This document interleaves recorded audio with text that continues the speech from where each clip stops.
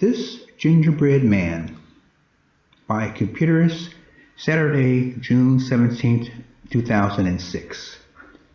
Once long ago, in the same neighborhood where the little old man and the little old woman in their little old house cooked the first gingerbread man, lived a good witch who fed cookies and milk to all the lost and abandoned children. One day she was baking another batch of tasty treats made from sugar, chocolate, lemon, and macaroon, butter, and brownie cookie dough mixes. The kitchen was a tidy mess, but the good witch could clean it all up with a wave of her magic wand. She beat the batter with her wooden spoon inside her magic pan while she sang, "May these tasty treats make the children bleat, never, never more. Doughy magic sweets make their troubles retreat forever and evermore." She put the batter on a wooden plate and made a variety of pleasant shapes. With her sharp butter knife she went chop chop, cutting the batter into hearts and doves, books and balls, pinwheels and lotus flowers. Why, she even made a sun and a moon. But her special shape above all was the gingerbread man, 4 foot tall. She placed 2 cookie pans in the oven and turned the heat up high. For nearly an hour she watched the cookie dough and sang, "Oh, how the children would love to devour." When the clock chirped, she removed the first cookie pan and turned to place it on the old wooden table. But when she turned around to remove the second cookie batch, she found the 4 foot tall gingerbread man standing there, his face looking very sour. He grabbed a butcher knife and wiped the dough on his gingerbread coat sleeve. "So you thought you'd give me to the lost and abandoned children to eat and devour?" And he smiled. "Well, I have other plans, good witch." This gingerbread man dived through the open window while the good witch stood astonished. As he ran with his swift little feet, he sang, "Stop trying to catch this gingerbread man. He won't be eaten by lost or abandoned children, or wicked good witch with her magic pan." The good witch thought, what went wrong? Normally she's clever and cool-headed, but she grew angry. Then she shook her head and washed her hands in the air and said, "My creation will not best me." Off she gave chase, banging her wooden spoon on her magic pan and forgetting her magic wand. The cows in the nearby pasture grazed, and this gingerbread man was very hungry. So he swiped his knife on his doughy sleeve and scattered the cows until he cornered one. The married cow owner was careless in watching a pretty girl washing her clothes in a nearby creek.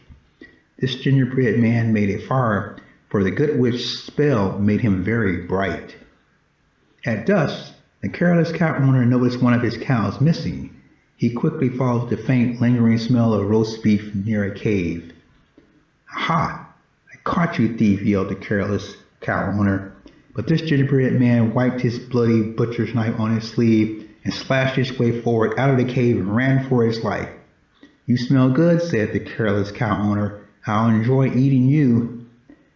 As this gingerbread man ran with his swift little feet, he sang, "Stop trying to catch this gingerbread man. He won't be eaten by the lost or abandoned children, the careless cow owner, or the wicked good witch with her magic pan."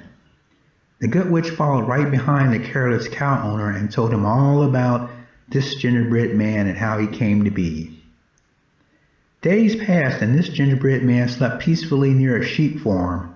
The sheep grazed on the farm in a pen.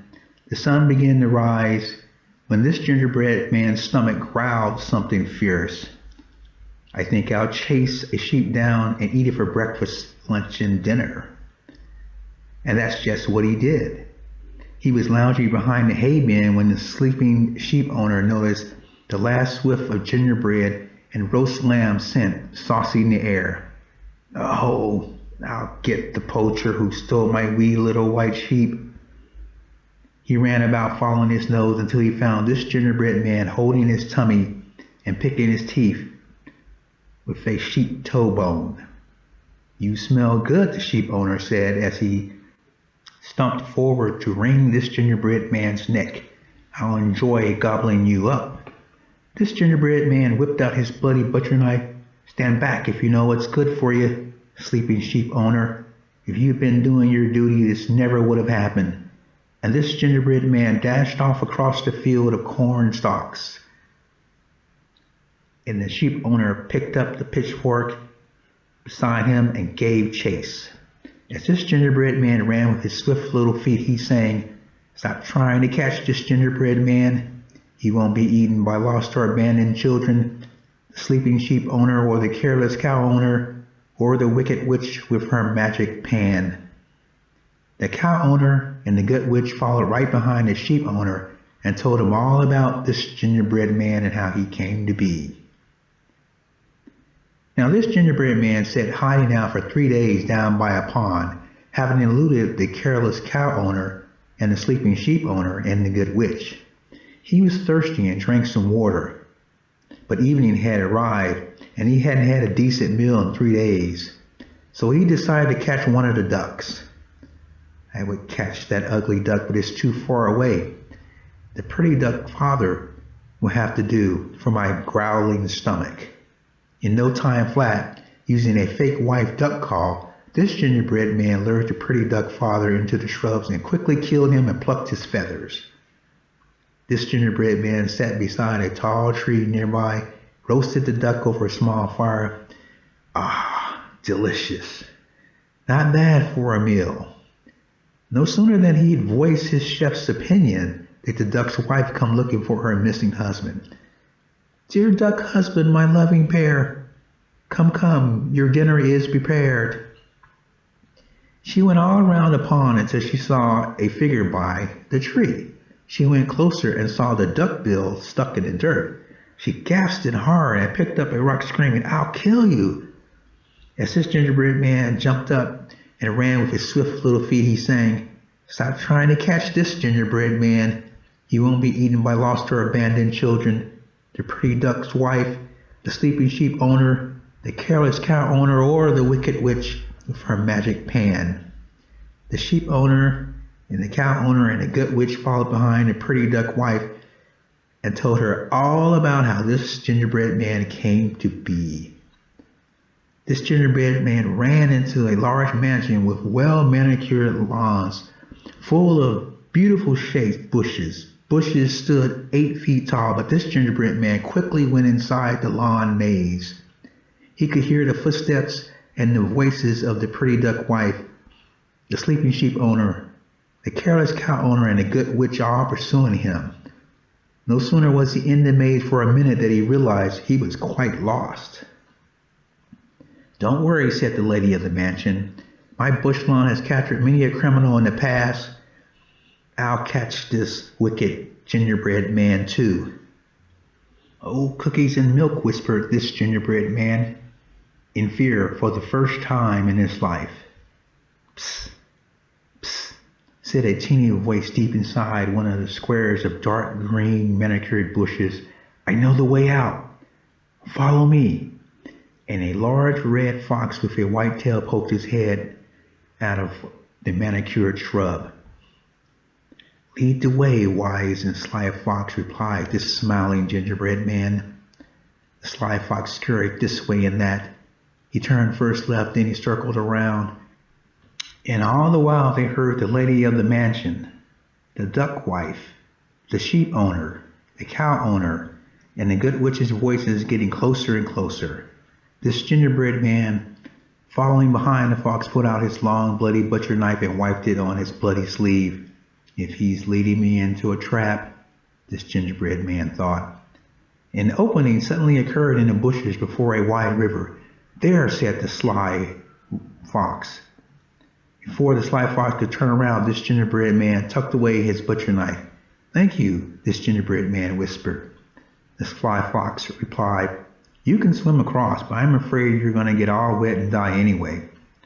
And the sly fox put his paw to his jaw, thinking, "Now if you crawled on my tail, I'm sure you could make it dry as the sky." The voices of their pursuers grew closer, and the lady of the mansion said, "They can't be far. Someone must be helping this wicked gingerbread man." This gingerbread man crawled up on the fox's white tail and they started across the gentle currents of the river. Stop trying to catch this gingerbread man. He won't be eaten by the lost or abandoned children, the lady of the mansion or the pretty duck's wife, the sleeping sheep owner or the cow's cow owner, or the wicked good witch with her magic pan. There he is, shouted the lady of the mansion. He's getting away, cried the pretty duck's wife.